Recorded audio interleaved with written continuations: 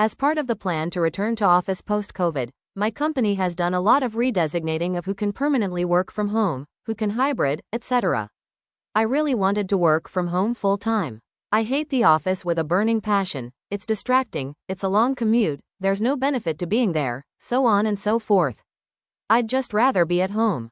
Well, when we thought May was going to go back to office time, they started giving out the new designations. I got designated as in office full-time. It made no sense to me. I work on a team of 8 people and each of us is in a different office somewhere in the country. I've literally never been to an in-person meeting or needed to do in-person work in 3 years at this company.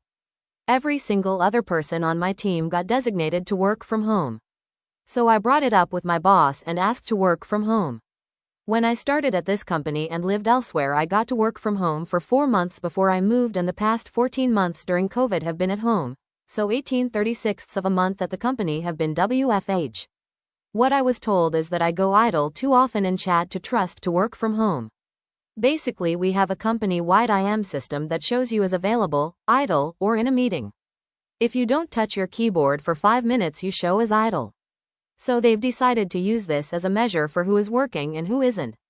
The thing is, like many people in many types of jobs, I don't have shit to do for a full 8 hours every single day. The amount of work I have to do on a typical day takes 3 to 5 hours of actual attention. There simply isn't something to do all the time. My performance numbers actually went up working from home. By all objective KPI numbers, I'm a better worker at home. In fact, in the KPIs that I don't flat out lead the team in, I come in second. There isn't work to do that I'm neglecting or procrastinating. When something comes up, I simply do it until it's done or until I can't do anymore due to waiting on someone else, then stop. And I've done that method long enough that my work queue stays empty because I work to get my queue down to the point where when something comes up I can immediately address it and be done with it. But because I have other ways to spend my time in downtime instead of messing around online at my cube pretending to be working, meaning I show idle more often, I'm a worse worker apparently. I was told if it weren't for that they would let me work at home. So I wrote a 6-line PowerShell script that virtually inputs the period key every 4 minutes, that starts running every day at 8 a.m. and stops at 5 p.m. So now I literally never go idle. I do the same amount of work and still read books, watch TV, and play video games on the side. But I have a shiny green check next to my name all day.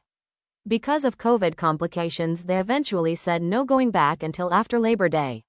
I just had a meeting with my boss and he said over this time they've noticed I go idle a lot less than I used to, so they're changing my designation to work from home, all because of a little icon in some software.